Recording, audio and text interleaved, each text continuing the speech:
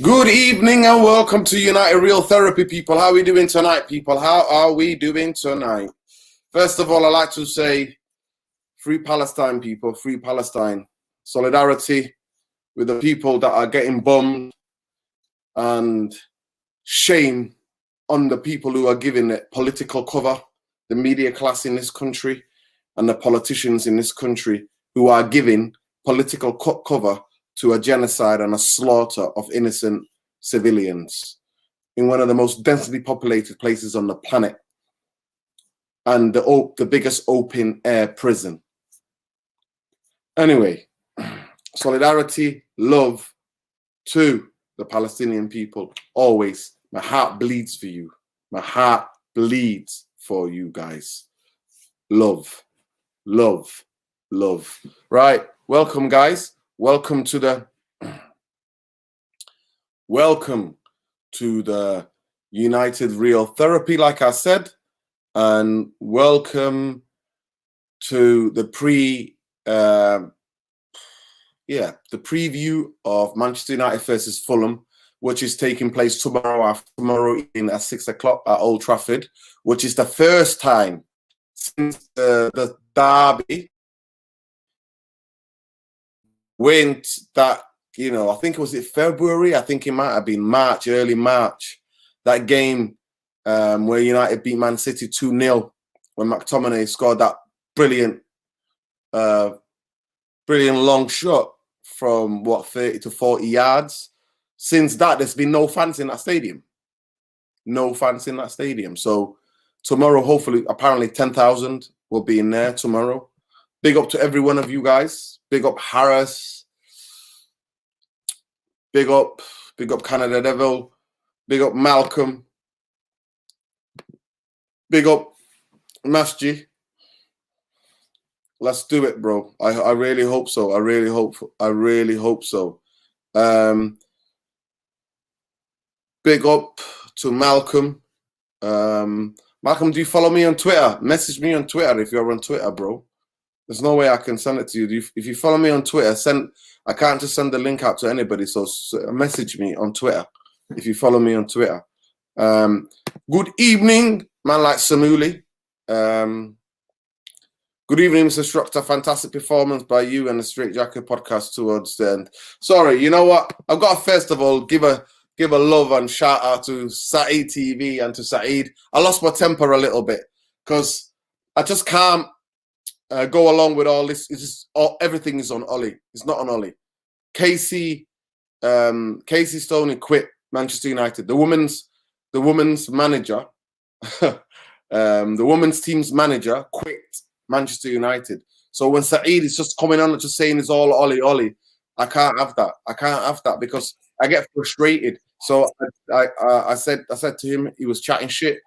I'm apologizing now. It's an official apology. You know I love him.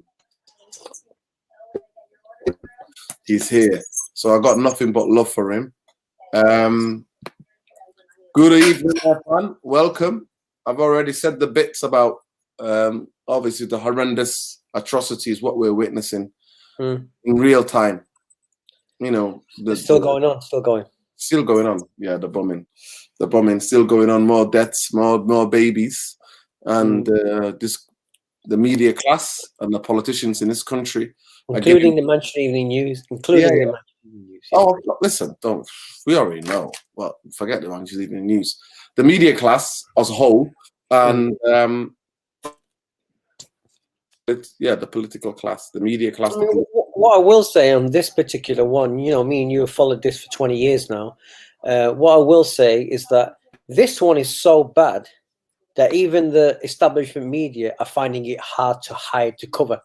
Normally they cover up all the time, but this one they're struggling to cover it up because it's so brutal and so blatant, So I do notice a small change in the direction of sympathy and understanding of who this 75-year struggle for the Palestinians has been, because you saw how big the march was, the numbers were in Manchester. You saw it, we were both there.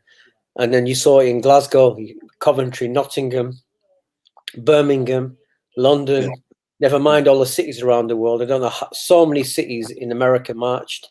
Paris had a massive march. So many places had big marches. So marches are only comforting for us because it just alleviates our conscience.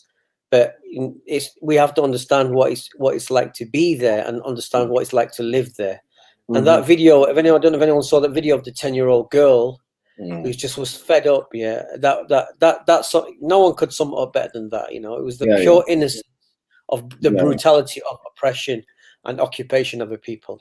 Listen, I just want to put a shout out because some absolute idiots went and in an area where some Jewish people live in London and shouted out horrific anti-Semitic slurs.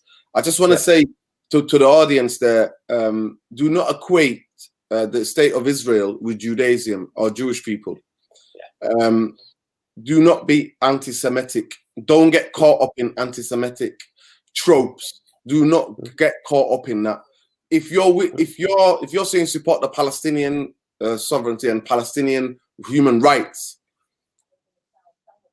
align yourself with anti-Semites and people who've got sinister motives. And those Muppets who did that, they're a disgrace, and they're not doing any service to the Palestinian cause or Palestinian human rights. Out of the way. But by the way, guys, this is the United Real Therapy, and this is a football. This is a football channel mainly we talk about. Hopefully, me and Irfan will have our other channel, but we need to get the subscribers up for this channel first before we will have our own other channel where we discuss world events, where we can give, and we do a podcast. Hopefully, we'll start out with a podcast, the other channel, where we can give our real opinion. So if you're interested in our politics, if you're interested in what we've got to say about world events, then we will have that. That channel will come. But we need to get the subscribers up on this channel, guys. We need to get the subscribers up on this channel. So tomorrow, Irfan, first time back in since that derby against Man City, where McTominay scored that wonderful goal, second goal in the last 9 minutes of that game. It's going to be the first time since fans go back into the stadium. Now, I want to say, do the fans have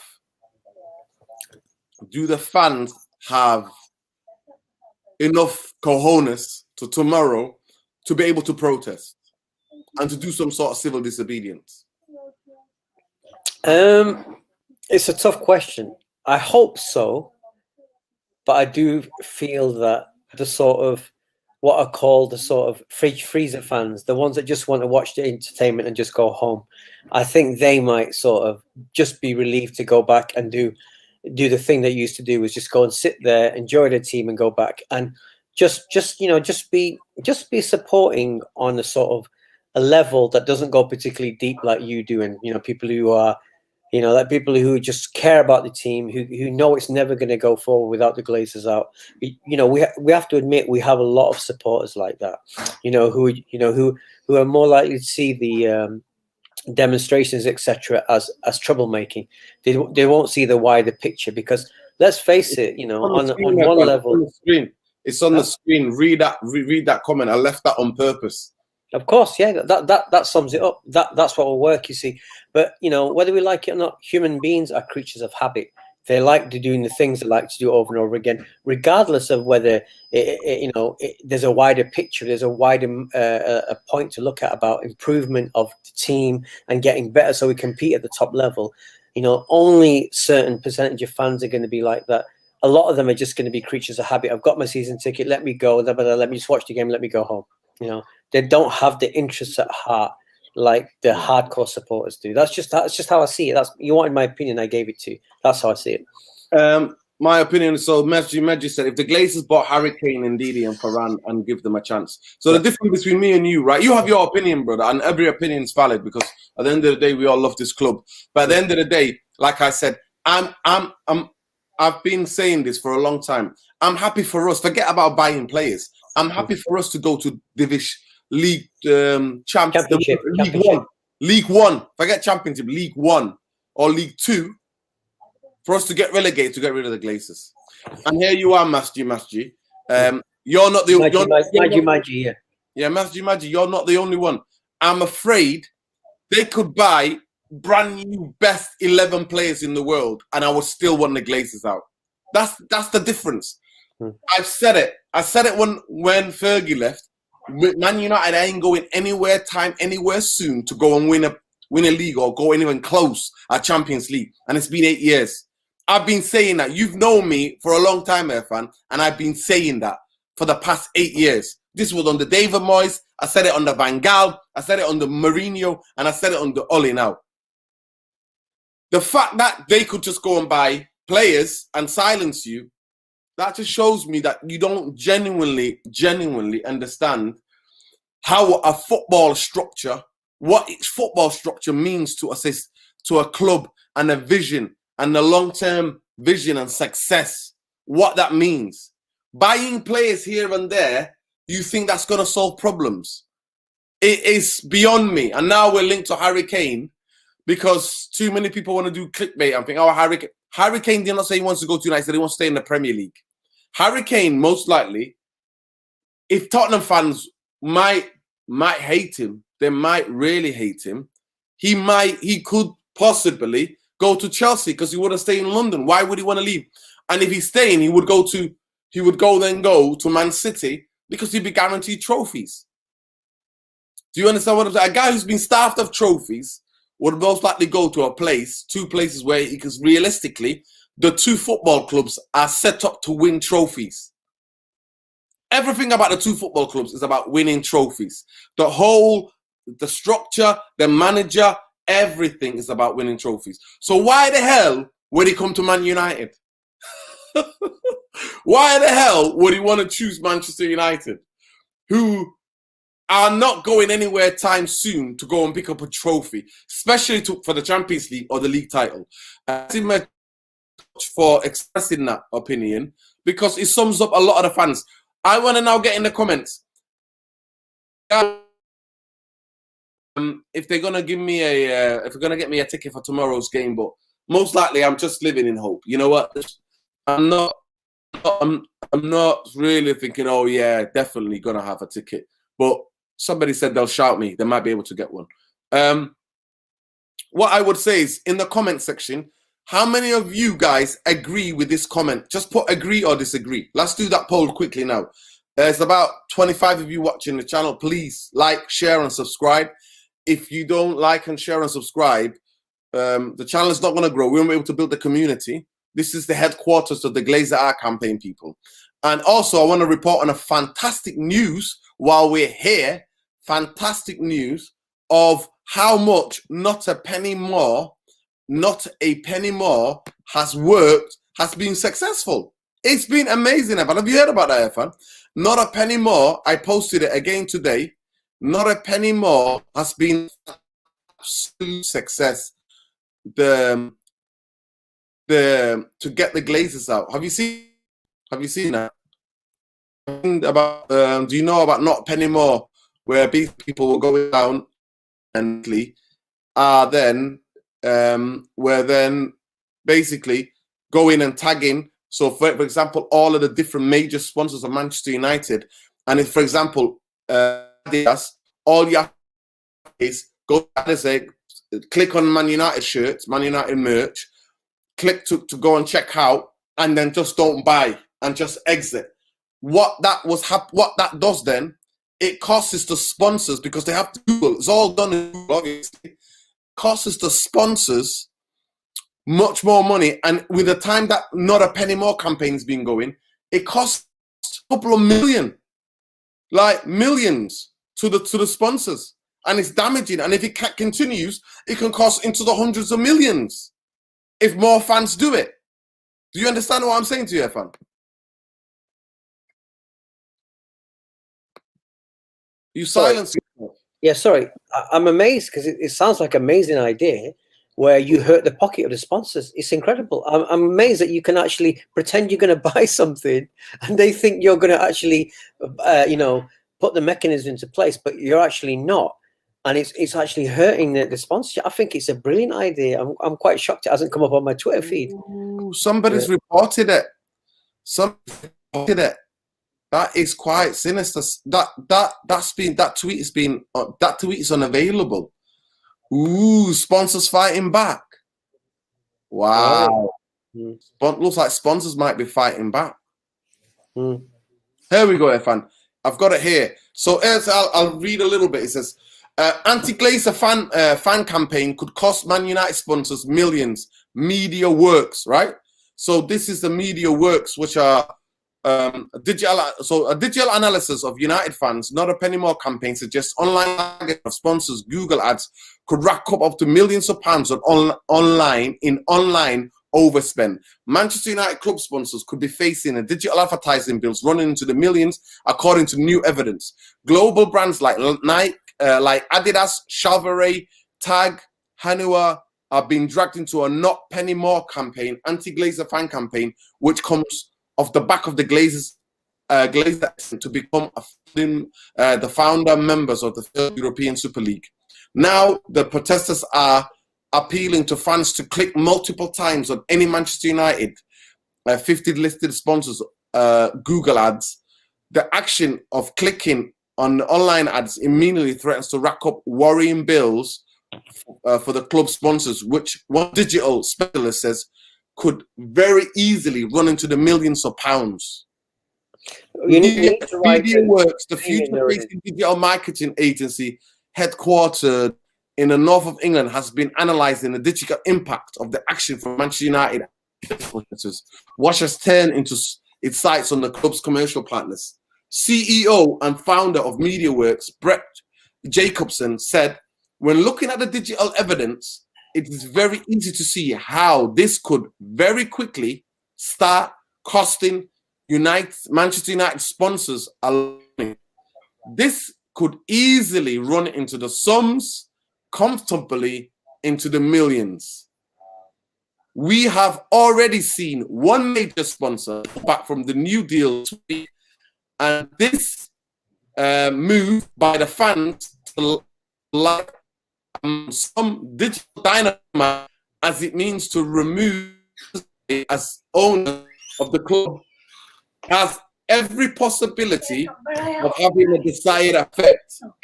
This could be some very awkward ballroom conversation between Manchester United and their sponsors if this plays out as the fans hope. Digital specialists at MediaWorks have evidenced more than 51 uses of the not a penny more hashtag on social media platforms, with daily use of rocketing 62% to peak more than 7,000 mentions a day. Oh my God, United fans, do I love you? United fans, do I love you? Do I love you? Man United fans, do I love you? That put the name in there. Media. How do you spell MediaWorks? I'll show you 1 second. Is it WORKS or is it? So basically, so media works, yeah. Media, like normal media with the IA works. Yeah. WORKS, yeah. Yeah. It's absolutely tremendous. That is so. Majority of people disagree. Some of the people I can see disagree with Mashji. But Mashji, thank you so much for contributing to the show, to the discussion of the show. Guys, there's about 30 of you in here. Please like, share, and subscribe to the channel. This is the official, unofficial anti-Glazer campaign headquarters, people. We need to get them out. We need to get those vultures, leeches out. I don't care who they sign, whoever they sign. Anyway, we don't need Haaland. We don't need Kane. Man United need 2 midfielders. Man United need a faster centre half that can play with Harry Maguire. And Manchester United needs somebody on the right wing. That's who Man United need. Man United, that's the essential things to building the structure of a team. But if you had a proper structure in that football team, they would realize that and they would recognize that and they would do something about it. But that is what we are tomorrow. So tomorrow, apparently at 4 o'clock at the forecourts, there will be a protest before people go into the stadium. I know that they're calling people, they're calling supporters to come at 5 o'clock. So you have to be inside the stadium by 5. You have to be. They're thinking that the gates might be rushed. I mean, with metal bars, with that much security, I'm expecting a lot of heavy security since it's the last game at home from United, the United season. It's going to be the last game. It's the last game at home. For this season. So I expect to have a similar security as we had against Liverpool, which apparently cost the Glazers up to £1 million, that amount of security. We don't need Kane because Man United, before we go and spend serious, silly money on somebody like Harry Kane, Manchester United need to fix up the imbalance of the squad, which is a centre half that we need, a quick centre half who is well better than Lindelof. We already know Oli doesn't fancy Bailly, and Bailly's injury prone, and Oli doesn't fancy Tuanzebe. So we need a quick, dominant centre half to play alongside Maguire. We need 2 midfielders, not just one. We need to get rid of Matic, and we need to get rid of one of McTominay or Fred, because they're not the answer to Manchester United. So splashing all that cash on Harry Kane when you've got structural deficiencies within this team and the way the team operates is ludicrous to me. It's absolutely ludicrous to me. Like Harry Kane is going to go and play centre half for you. Look at how shambolic their defense is at Tottenham. What's Harry Kane going to win? Has Harry Kane won anything? And Lloyd Taylor, ask yourself that question.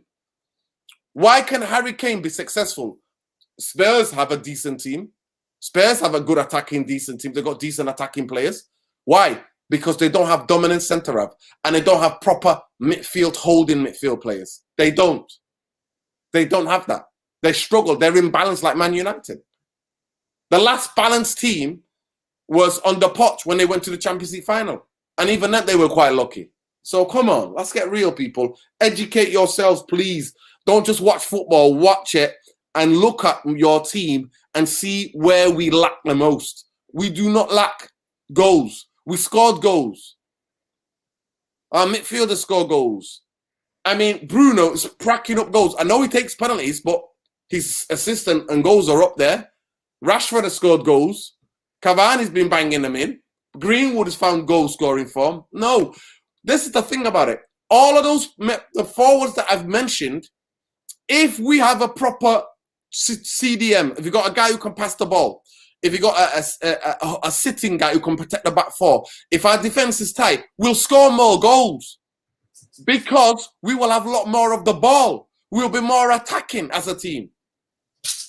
He doesn't just bring in a striker and that's it. No, that's not how he works, people.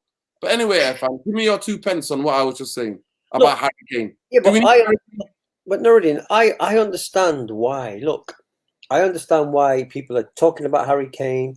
I understand why we're linked to getting these top guys in these Haalands and these, Kane. You can understand it. This is not FIFA, though. This is not FIFA, Irfan. No. Nuruddin, I know that, but we're older fans. We've been around from a long time, so I understand why they're saying it. We're a glamorous club. We want glamorous players. I get it. I get why they're saying that. So why they want Sancho and Haaland and all these people. I get it. I get why. But like I said to you, the fans, they keep deluding themselves because our structure is not going to allow us to spend big money. We're not going to spend 100 million on one player, 120. It's dream world. So you guys who want Harry Kane, you're living in dream world. It's not going to happen. Okay, right? This is not going to happen, right? And the thing is, if you look at it, we don't scoring goals is not our problem. Scoring goals is not our problem. Our problem is the defense. Especially the number of goals from set pieces. We're number 1, aren't we? As in conceding from set pieces. Yeah. And our lack of defensive our midfield is got no creativity at all. It's very average as a defensive midfield, but on a creative level, it's one of the poorest in the league. Yeah. You mentioned Fred and McTominay. I'd get rid of McTominay. I'd keep Fred, but have another guy playing alongside him. Okay. Right. So, but this Harry Kane nonsense, right? Look, I don't mind the fans talking about it. I don't mind them saying it. It's up to other fans to put them right and say, guys, it's not going to happen. Forget it. We don't need that guy for our team. We need, like I said, a central defender possibly. I would say we need the centre of midfielder before we need the centre half. They're equally important in many ways, but me personally, I would get another midfielder in before the defence. I would do that. That would be my first thing. Irfan, I'm sorry to totally disagree with you. You can't have one without the other. You can't have one without the other. No, but I'm only saying that. Both positions affect each other. Yeah. Both positions affect each other. Yeah. If you don't have somebody who can pick up, who's a bit more press resistant, who can pick the ball up from the defense, who can shepherd, and then hopefully we can be able to play Pogba or Bruno even as a number 8 at times, right? For creating things from deep. We were not. They both are essential. I'm sorry to say, Lloyd Taylor, improve us as forward, improve us in midfield or in defense. No. At the end of the day, you have to go out and improve the team. That's how you build the team. That's going to challenge for major trophies. You build in the key areas that you need structuring. The key areas, the massive gaping holes. Fred and McTominay have proved to us this season that we can't create jack.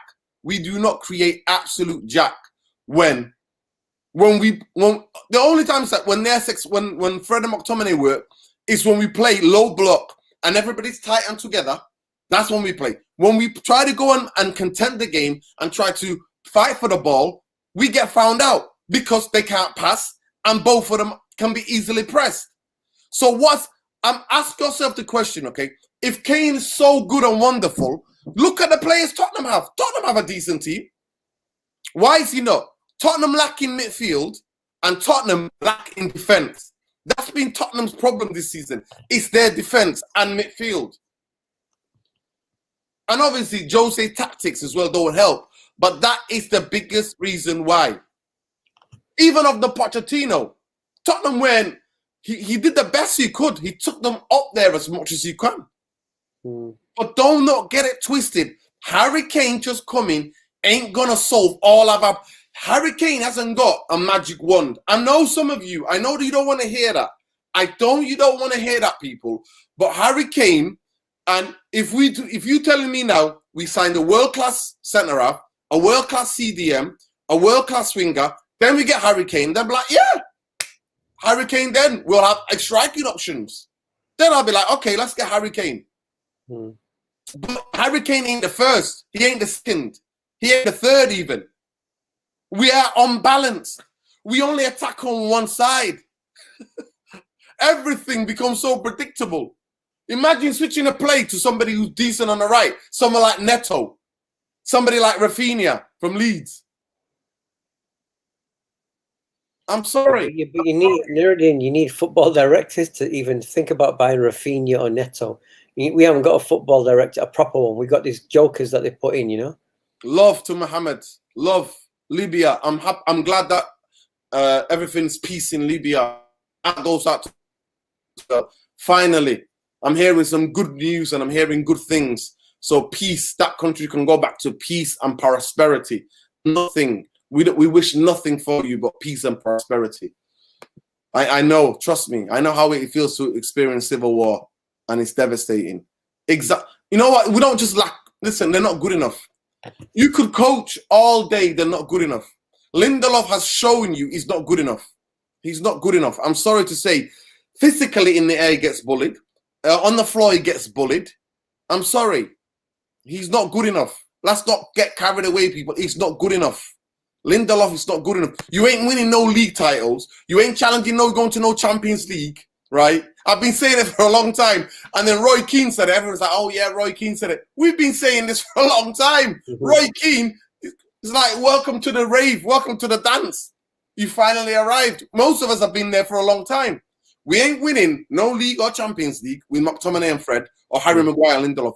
Forget about it. All right. Forget about it. Okay, so let me ask a question to you on behalf of the fans, right? And I know what you're going to say, but I want the fans to hear it. Why are we in second position? Give us the reason why we're second at the moment. We're in second position because Liverpool have had a horrendous injury. And you know what? Let me get this to you, people. Liverpool have had the horrendous injury. They've conceded less goals than us. I know. They've got their third choice centre halves playing for them, and midfielders filling in centre halves, and they've conceded less goals than us. What does that tell you? What does that tell you? God, give me grief. Oh my gosh. Oh my gosh. No, right. but wait. So Liverpool has absolutely failed. Frank Lampard did what he did at Chelsea, and Chelsea had to make the change. Tottenham Jose went in there and did his madness, right? Yeah. Man United have drawn 10 games. Our home record, it's horrendous. We've lost 5, I think, or 4 or 5. 6. We've lost 6. 6 at home. 6 at home. No, we've lost 6 altogether. 5 at home. We've lost 5 at home. 5 games at home. 5 or 6 games at home now. We've lost 6. I think it's 6. Yeah. At home, we've conceded 27 goals. I think at home. Yeah. Within that. The other reason is that because there's no fans. It's been a truncated season. It's been no fans. And somehow we've put together second half performances to get back in games and just win them by this. I'll give you 3 games now, 9 points. The lucky shot that went in off the defender and went in against Wolverhampton. The Eric Bailly block against Burnley away. The block against Aston Villa. The one where it hits Bailly and it just goes past the post at Fulham. That's 4 games. This much. We did not win any of those games convincingly, Irfan. They weren't like a 3-0 or 4 licking. They were 2-1, 1-0 or 2-1s. A lot of those. But Nuruddin. Right? So this is the reason why Man United. But when the other teams have their fans in the stadium, it's already proven that fans within the stadium put pressure on referees to give them more free kicks. And the fans also lift tired legs when a lower team or team that's lesson is being attacked or have to defend. Every header gets cheered. Every clearance gets cheered. Fans pulling for their clubs. That is the reason why we finished second. We did not finish second because we played fantastic football and we are clear by far the second best team in the league. Come on, guys. If any United fan thinks that, really genuinely thinks that, you need to go and look in the mirror and have a word with yourself.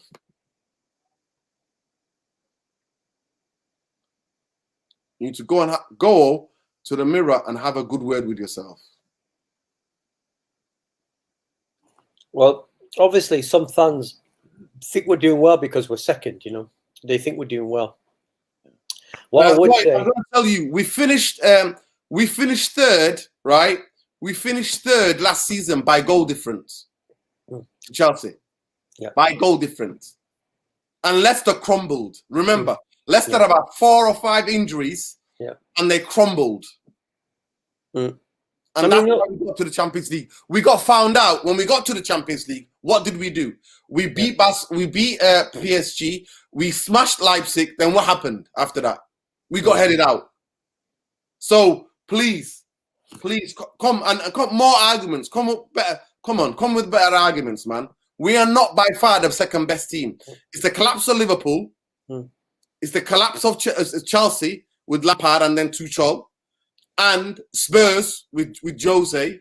And Leicester bottling it. And because they had injuries as well. We've not been. So let me get back to the message. Yeah, maybe you could say that. Fred looks like he does a bit more. McTominay, for me, cannot pass a football. He's absolutely horrendous. Always playing safe. It's his touch as well as McTominay's touch. His touch is awful. Oh, Fred's touch, first touch is awful as well. I mean, you got someone like other teams looking at Fred's first touch. He's got a touch of an elephant. Brazilians used to have velvet touches. Velvet touches. Absolute kill the ball dead.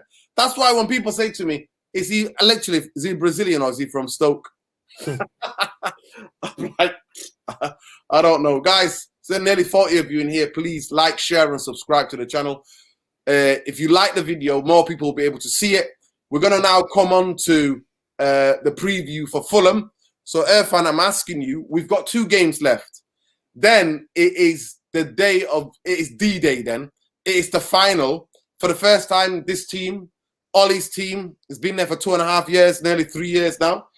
He's took Man United into a final after failing in 4 semi-finals.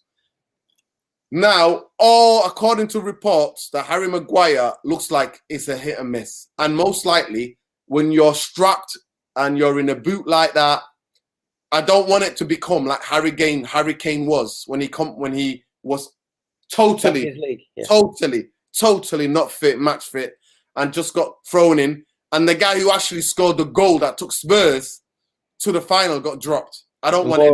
Moria. And also, you've seen Leicester on the weekend taking a massive gamble, playing Johnny Evans, and Johnny Evans breaking down. After so 20 minutes, in all of that context, what team do you think he should start tomorrow? He's got to go with a sort of similar team to the defense with Bailly and I mean he's gonna. Well, I'd go with Bailly and Twanzebe, but he's gonna go with Bailly and Lindelof. He's gonna have Shaw. Maybe he's gonna play Telles on the back to give Shaw a rest. Maybe he wants to keep Shaw match fit. I don't know what. I mean, I always feel like Wan-Bissaka needs a rest, but he'll probably play Wan-Bissaka. He'll probably play McFred. He'll probably play those two, his golden boys. Mm-hmm. And then he might give Cavani a rest up top. He might have Greenwood up there. He's definitely going to have Pogba and Bruno, and then maybe Rashford's going to play up front. Who else is missing now? That's it. Cavani will probably get a half. He'd probably rest a half because he needs Cavani for the final. So I imagine he's just going to give his main guys like Cavani half a half instead of a full game. So he'll try and keep his main players just to play a half as opposed to full game. That's how I see it, And just to answer your point about Maguire should be nowhere near this final. If anyone's got any sense, the guy can't play at all. He can't. He can't play at all. He can't. It's just wrong to get a guy who's been injured and you would squeeze him in on such an important game. That's a very, very bad idea. We have to learn to play without Maguire. We can't just rely on Maguire. Maguire's not match fit. Maguire should not even get near the team. If he played one game or one half before the Europa League final, like against Wolves, maybe I'd consider it. But even then, I can't see it. I just can't see it. Majdi, I agree. He has no choice to play but to play Fred because Fred he's the trigger for the press. We want to press teams, but he's not good enough. I'm sorry to say. I've been calling about Pastor Fred. I've been doing all of this, doing all of that. He's good. Both of them are good enough to be in Manchester United squad. If needed, they can come in and do a job, but they cannot be the mainstays in that midfield for Man United. Man United are going to go and challenge for the titles. I'm sorry, they're not. They won't be able to. They will not be able to.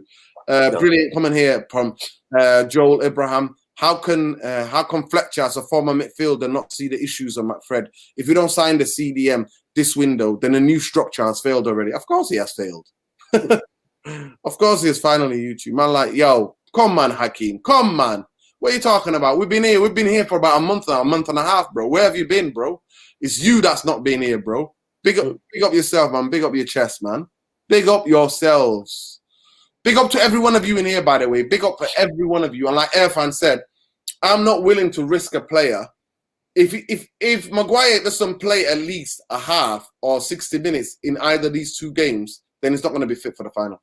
No. I don't want him anywhere near the final because I don't want to get on the pitch with a player who is carrying injury and is not wanting to be able to go into tackles and give his 100% because he's in pain. I'm sorry. I don't want that. Absolutely. We can't afford the ankle ligaments. You know how much pain the ankle, anything of ligament damage is painful. It's super painful. Super painful. Get it strapped, do whatever you want. It's still painful, man. It's still painful. Yeah, I think Fred has a lot more to offer in terms of energy. He does. You're a bit hard, I think, I find on Fred. Look, I know he makes mistakes. Irfan, trust me. If you look on my tweets, I've been there singing the praises of him. The praises, Pastor Fred, Carnival Fred. Yeah. You know what I mean? I've been calling him Pope Fred. You know what I mean? Calling him all sorts of things, right? To me, in the last 3 months, he's passing. It's just absolutely abysmal. Yeah. Abysmal. He's been giving it away. A player that cannot pass the ball forward in the space of what, 30 yards, 20 yards, and you're a professional footballer. Yeah. No, I'm sorry, I can't have it, Irfan. I can't defend that.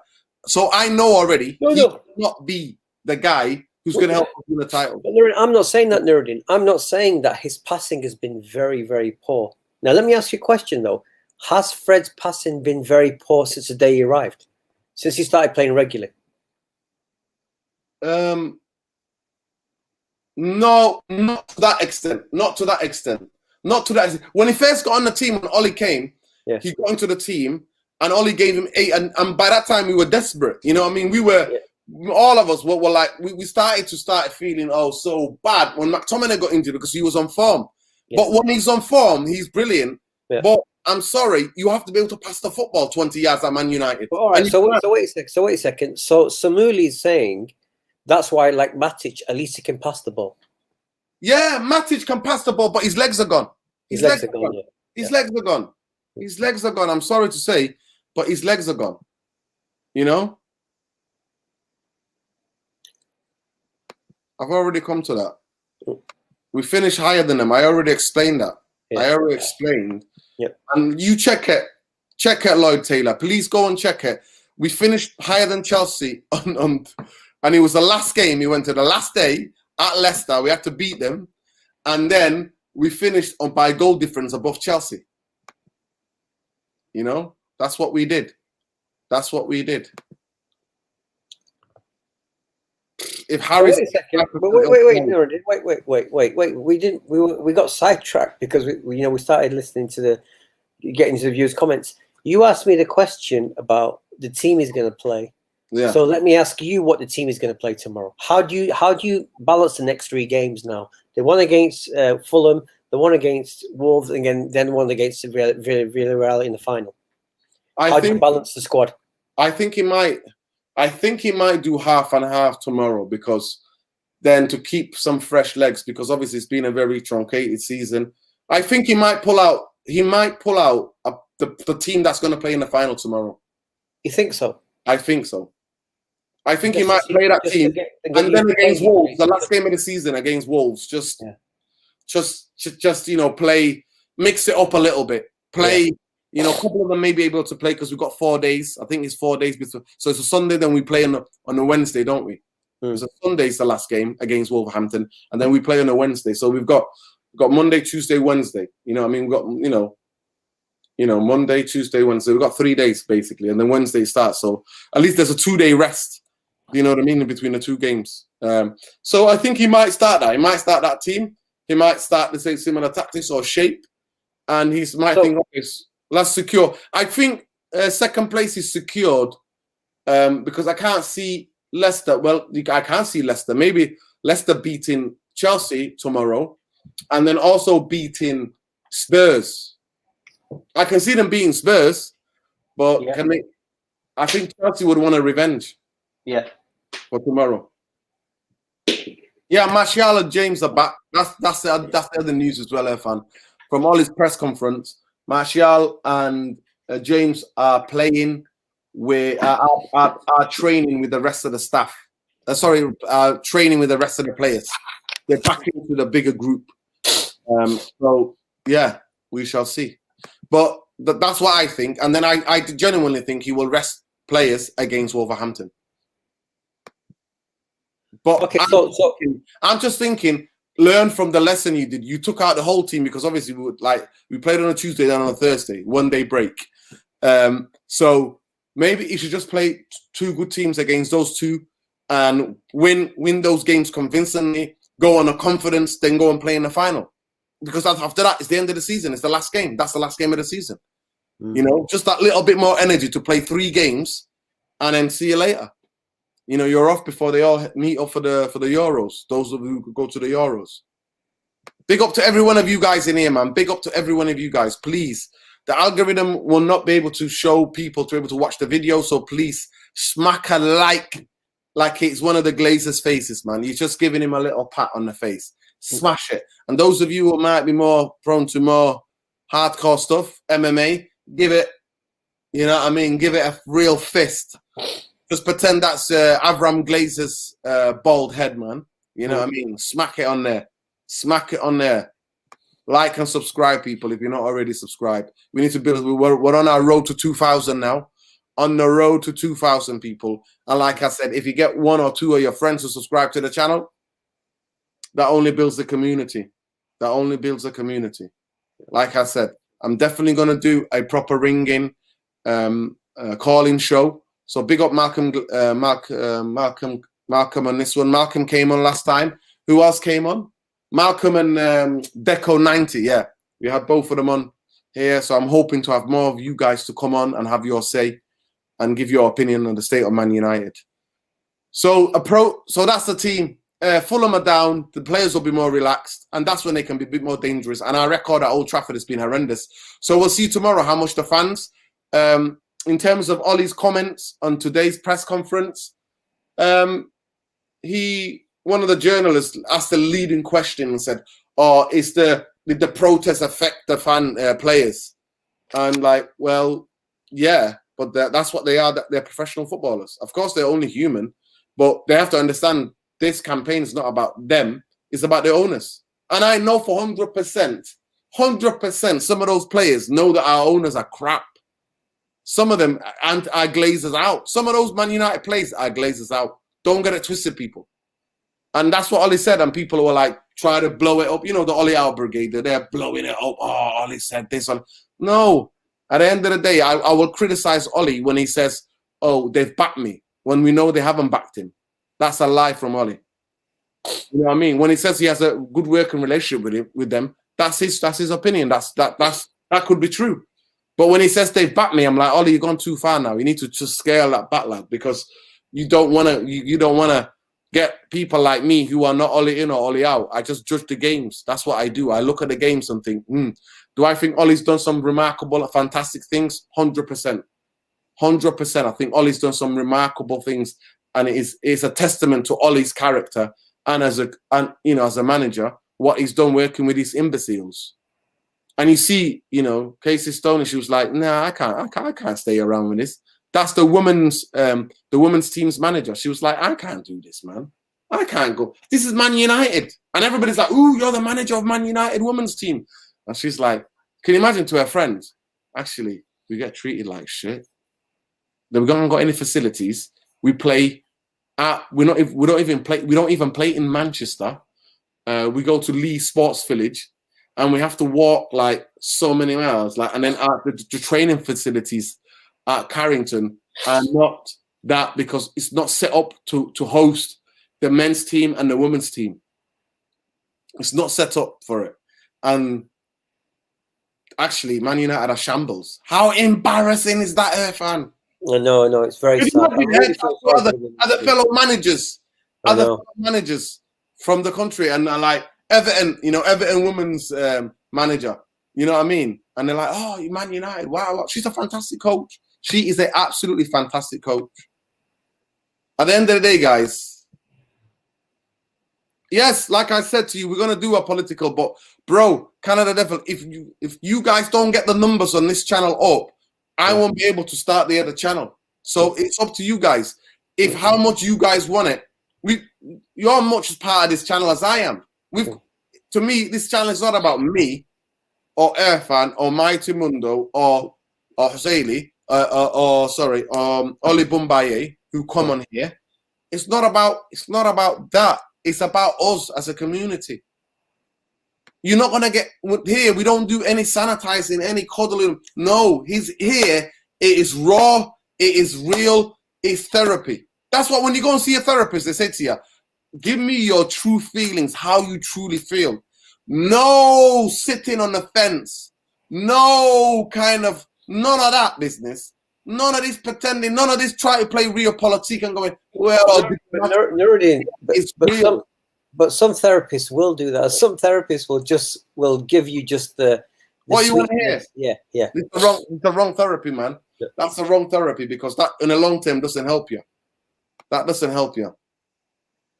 Yeah, it's been around for 2 years. For 2 years. So basically, she got the job about, I think, 2.5 years ago. Last season, when Man United, they had to start in the championship, right? They had to start in the one below the Women's Premier League. She came in. She's a fantastic coach. She came in, put a team together, and won the league. First time I've asked him promoted. And 4 months ago, 5 months ago, she was challenging for the league with Arsenal and Chelsea before Chelsea pulled away. Yeah. So let's not get twisted, people. Let's not get it twisted. She is a footballing person. She's a former England player. I think she was a centre half. I think so. Some of you might be able to correct me. She was a fantastic football manager. Yeah, brother. Yeah. Yeah, but Nuruddin, her issues come back against a lack of structure. She's also a victim of the structure. Of course, and of course she is. But she's done amazingly well with no structure. She's done amazingly well. What I would say to that, I did see that interview, Windy Grant. What I would say to it, bro, is that take it with a pinch of salt. Carl Akra, I met him outside Old Trafford, actually, outside the protest. Nice brother, lovely person. He's a journalist. And for him to go in to be able to, he has to do some PR work to get in with Man United. So wait. How wonderful Ollie is. How wonderful Ollie is as a human. Wait. Let me finish. We already know Ollie's doing amazing things, but you have to take that into the context as well. That Carl Aka has got his own agenda to be able to get more interviews with a manager, because if he's saying nice things on podcasts, on fan channels about how amazing Ole Gunnar Solskjaer is, of course that's going to carry you favor. That's how he works. All I was going to say, though, it's called access journalism.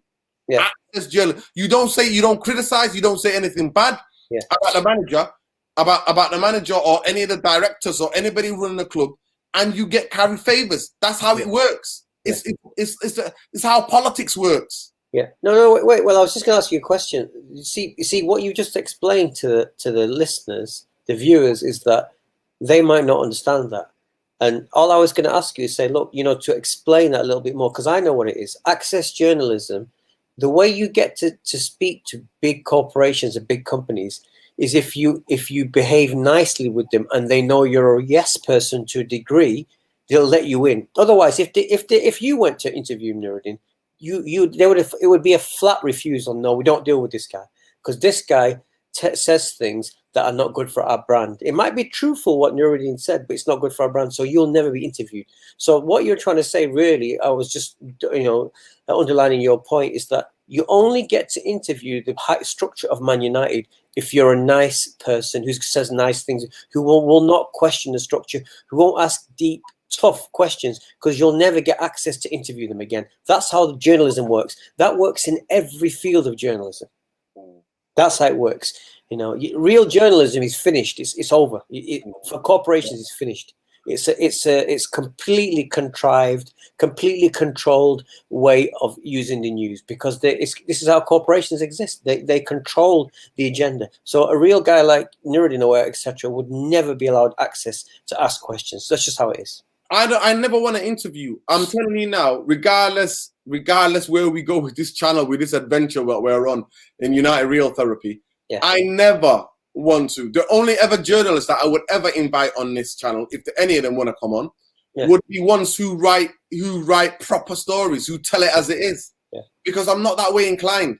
And majority of journalism in every industry, everyone, they're not journalists anymore. No, they are stenographers. No. We're old enough. I want to tell we're old enough to understand when journalists were journalists. When people like Robert Fisk and people like the serious broadsheet journalists, we used to read them in the Guardian, Independent, 15, 20 years, 25 years ago. We used to read them. The journalism industry has been bought off. It's been completely bought off. It's made into, like I said, somebody said, his client journalism. It's not real journalism. It's just PR. That's all it is. It's nothing else. It's PR. Yeah. It's a way of keeping the fans. Made a brilliant comment. We should get her to take over from Carragher McKenna. You know what? It breaks my heart, because she's a fantastic manager, fantastic coach, and promise you, within the next 5 years, you will see women coaches coaching men's football. 100%. Yeah, I 100% think Casey, she's good enough to manage a men's team, and so is the Chelsea manager, Chelsea women's manager, and the Barcelona manager as well. The Barcelona women's team manager. They're all good enough to coach men's teams. They're all good enough to manage and coach men's teams. They are, and the only reason why they're not, because sexism still exists and is deeply rooted in football. Deeply rooted. I mean, look at the linesman women. Look, the uproar that became when she became a lineswoman. I know, crazy. The uproar that came, like, oh my God. Crazy. I mean, those two muppets who are now in Qatar, Andy, what's his name? Andy Gray, and the other muppet. What's his name? What's the other muppet's called? Andy Gray and the other muppet that's with him. He's not even worth remembering his name. Yeah. He's Richard something his name is. Richard Keys. Is it Richard Keys? Richard Keys. Yeah. Absolute muppets was deeply misogynistic and sexist against it. And she's a brilliant lines person. Absolutely brilliant. One of the best. One of the best. When I watch the games where she's officiating, honestly, I have not said once, you know what, she's got it wrong. She's got it wrong. Yeah. You know? So that's why it is. But yeah, 100%, she should be. She should be. Women, don't get it twisted. In coaching, it's like teaching. There are amazing teachers who are men, women, non-binary. It don't matter. It's about being able to get your point across and be able to show somebody this, how you do something and how you communicate, how well you communicate. Yeah, it's right, man. There we go. Wendy's come back here. I majored in journalism at university and did 15 years in PR corporate America. Wendy Grant, I love you, brother. I love you. See, you tell it as it is. Is Wendy male or female? I think he's male. I think he's male. Yeah. I mean, that would show how sexist I am, right? That would show how sexist conditioning, even though somebody I like to be think that I'm aware, and I like to think that I'm aware that sexism exists, that I'm going to take his name and straight away assume that he is a man. Yeah. No, it could be male. It could be male. It could be male. Yeah, Wendy, you know what? Please tell us what you are. If you're non-binary, everybody welcome here. Because you always say Windy, but I read it as Wendy. Wendy. Well, I'm dyslexic, fan. That's how I read things. Yeah. It's Wendy Grant, yeah. You know what? How I read things. Yeah. Oh, totally, Taylor. When we do when I have to call in, going, yeah. Yeah, we'll get the call in 100%, brother. If you're on Twitter, follow me. We're lucky that we got a lot of smart viewers. They're all the people watching. They're very smart. I got to give you guys. You're not a real therapy, only the best, because everybody's got brilliant opinion, and I like to get many people's opinions in as much as I can. You know what I mean? Wendy's female. Wendy said I sold you. Wendy is a female. Where are we? Yeah. It's going to come up in a minute. Wendy's female. So thanks for putting it straight. Yeah. Wow, Wendy, I'm sorry for misgendering you for all this time. I'm sorry. Because you were saying Wendy, I always thought maybe because that could be South African. You see, a male South African name. Wendy, when I read it as Wendy, I was like, Wendy's a female. Wendy's a classic female Wendy, name. You see that? You see how much misogynist and also sexism conditioning, how it's a daily battle to fight that off, to straight away misgender you and say that you're a man. I'm really sorry. Genuinely, I am sorry. No, I knew Wendy was female because I read Wendy's tweets on your page, and Wendy always makes smart points. So Wendy is a classic example, of someone who knows the football. That's just how it is. 100%. She does. 100%. Yeah. Yeah. Hopefully, I'll be there tomorrow. Yeah, I'll try to be there at 4:00. I'll try to protest. I'll see if I can get a ticket as well or whatever. But I'll try to be there 100%. Good evening, gents. What go on, Big Ron? Big Ron, please tell me. Big Ron, tell me. You know what I mean? As a man, you know what I mean? Windy, I'm genuinely, I'm sorry.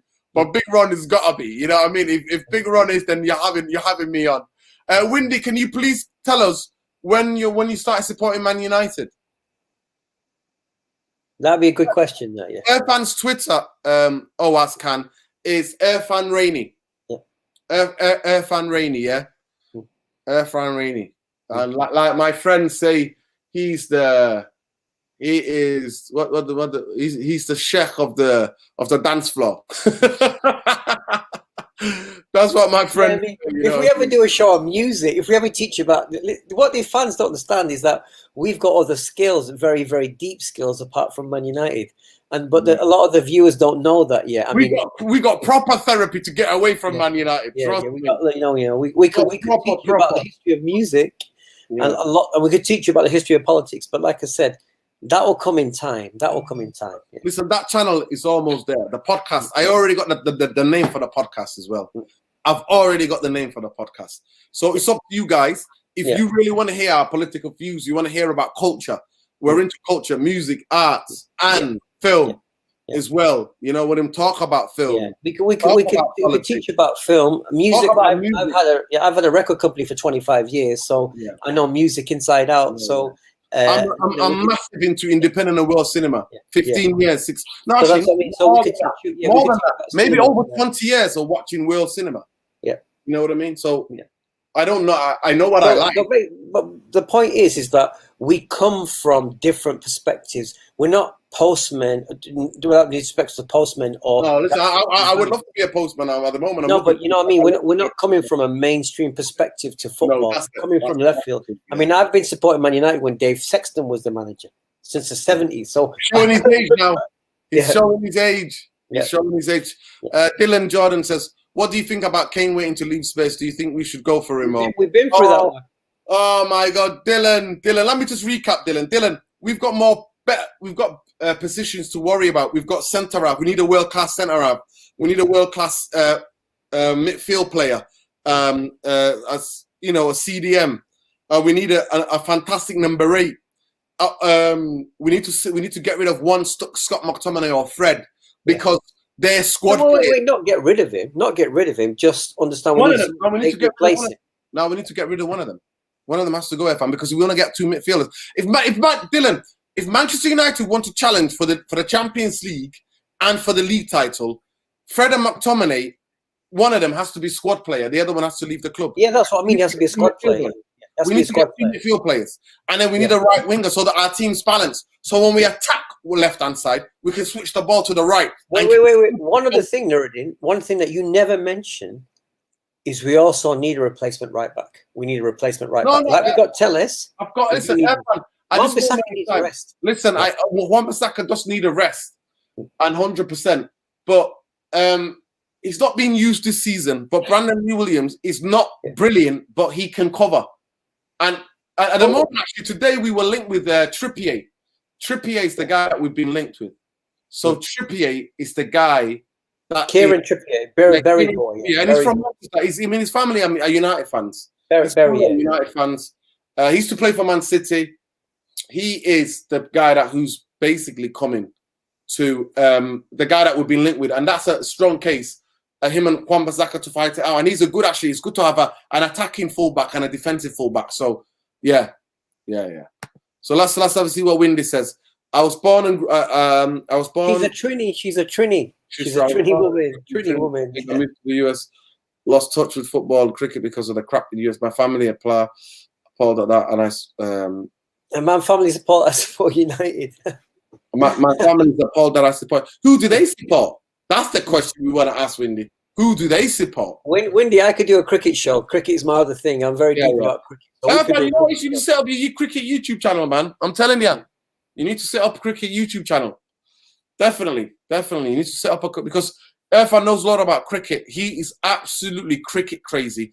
Sometimes he's awake 5 o'clock in the morning, right? when the big kind of overseas test match is coming up. Irfan's there sleeping. They're like, literally, he'll tell me he'll wake up. No, because you know why cricket. He throws like out his face. He's you know why cricket is fascinating, because cricket is still quite a colonial sport. That's why I find it interesting. So if I was just to talk about cricket, for example, there's so much to look into because it's so different. It's so different to football. There'll definitely be issues. But that's a lovely thing to say. Thank you so much for the kind comment. The world will be. I mean, I would never want to, I would never want to control the world. That's too dangerous to put it in any individual's hands. Yeah. Right? Too much power. What's the saying? Wait a second. What's the saying? Power corrupts. Power corrupts. Absolute power corrupts. Absolutely. Yeah. Absolutely, exactly. So, but it would be justice. If I had any say in matters politically in the world, justice will be at the center of everything. Justice and equality would be at the center of everything. And I got a bit of backlash for some of our Salafi, maybe Wahhabi brothers today. Today, guys, was the international today. LGBT.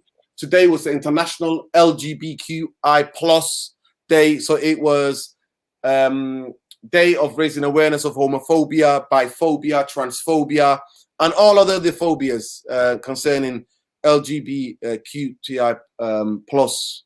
And somebody's saying to me, "Hey, you're a Muslim. How can you support LGBT?" Listen, in my world, my friend, and Islam taught me this.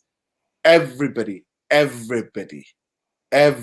see everybody's humanity, and I see everybody with dignity as the same way they would see my humanity and see me within my dignity. That is what I see. And I'm sorry, Islam teaches me that.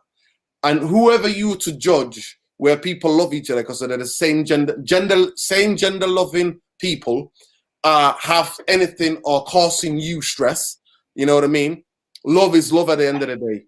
Keep your things to yourself unless you're triggered, unless you are scared, and you not scared. I won't use that. That's slightly over. I won't say unless you are conflicted with your own sexuality or you've got issues with your own sexuality and you're repressed in some ways, then I don't know why would anybody have anything to say about LGBTQI.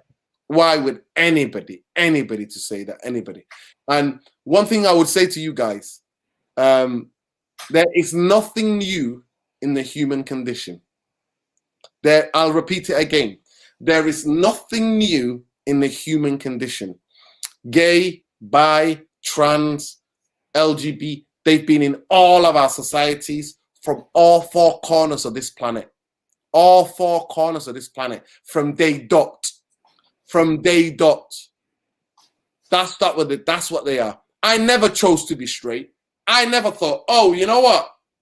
I'm chosen. I'm gonna choose to be straight. I was born straight. Gay, trans, bi, people, human beings. There's nothing new. Read into history. Read into other civilizations of history. Not just Western civilization. It's not. I'm afraid. It's not about being recognized. It's that gay, lesbian, bi, trans, queer. You know what I mean? Intersex people exist all over this world and have been since the dawn of human beings. So there's nothing new, guys. But all I would say to you is that question yourself why you would have a problem of people, same gender loving people. Why would you have a problem how somebody identifies? Those people who are trapped in their own body. Why would it bother you? Why does it trigger you? Don't question the hate. Don't give in to the hate or the prejudice or the conditioning that you have. You should question why is it affect you? And then if you're religious, the second question you should ask yourself, who the hell am I to judge? Who the hell am I to judge? Whatever God you believe, if you believe in God or whatever prophet you believe in or whatever religion you follow, those people, if it's according to that, it's a sin, they will be judged. And then you're going to talk like you're sinless, like you're the perfect human being, that you're a saint. So question that. That's the thing that's a bit of therapy there for you at the end. Bit of social consciousness awareness. And shout out to everybody out there who are getting, the people who are getting death threats, murders, who are only because they love the same gender, loving people as themselves. Yeah, I know. And it's terrible, Masji. It is terrible. It's terrible. It is absolutely terrible. There is no religious justification. There's no. It's just that's human rights abuses. That is what you call human rights abuses. Human rights abuses. That's what's happening in those countries, and it's a shame. It's a shame because through different civilizations in Africa, there were gay people, there were trans people, there were lesbian, there were bisexual people, and people lived. People lived. In different African civilizations throughout history, people were not concerned about. It was rudeness to gossip about who you're sleeping with, who you loving, who you're having a relationship with. All of this is mainly in our times, in the last couple of 100 years. Is this fascination with gay, lesbian. There's nothing new in the human side. All I say to you is educate yourselves. Please educate yourselves. And again, I will say it. Today is the day of awareness and raising awareness and calling out abuse against LGBTQI people all around the world. All around the world. There we go. Samuliapan. All LGBTQI folk I have met have been such a lovely people. Of course they are. Of course they are. Of course they are. Of course. The person's attitude or the person's friendliness is never determined by who they choose to love. It's never determined. Never determined. Okay? So ask us when you get this. Obviously, a lot of us are conditioned. A lot of us are conditioned to be sexist. If we're straight men, you know, of a certain age, we were conditioned to be sexist, homophobic, and if you're not black or Asian, then if you were white in Britain, you were conditioned to be racist, unless you had amazing parents and lived in an amazing place where there was a lot of anti-racism going around.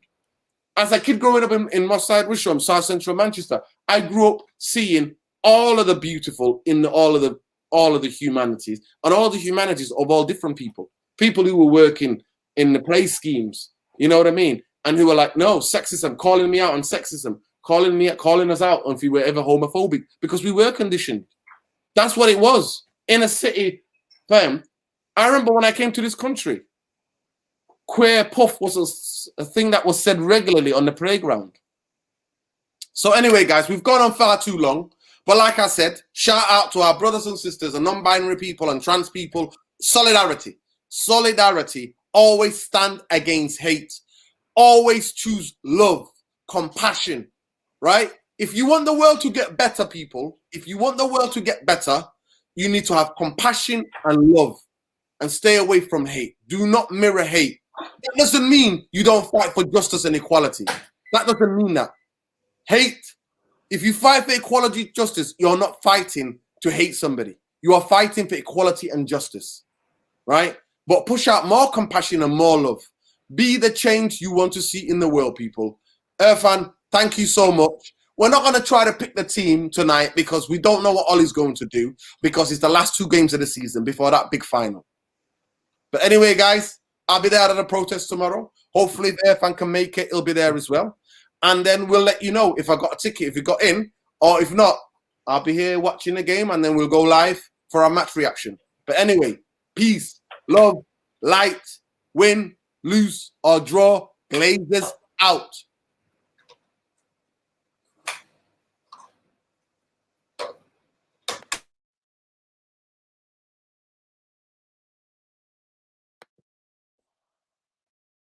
There we go, Irfan. Thank you, bro. We got to educate, but I need to get the numbers up on this channel, and then hopefully we'll open that other channel, bro, so then we can talk about the politics and everything else. I mean, like I said, it's just a case of keep broadening the conversation. You know, keep bringing different people in. You know, I think that the phone in will be quite good. You had a few problems with your internet to start off the show though today. You had a few problems. Yeah. There was a bit of it. My internet here. A little bit, yeah. Yeah. Free Palestine, Glazers out, definitely. It's still live, Nerdin, as well. It's still live. You haven't blocked it. No. Is it? Oh, damn. I'm still live. Sorry, guys. I'm still live. And I thought, take care, guys. Take care. Peace, love, and light. 100%. We'll leave it at this one, yeah?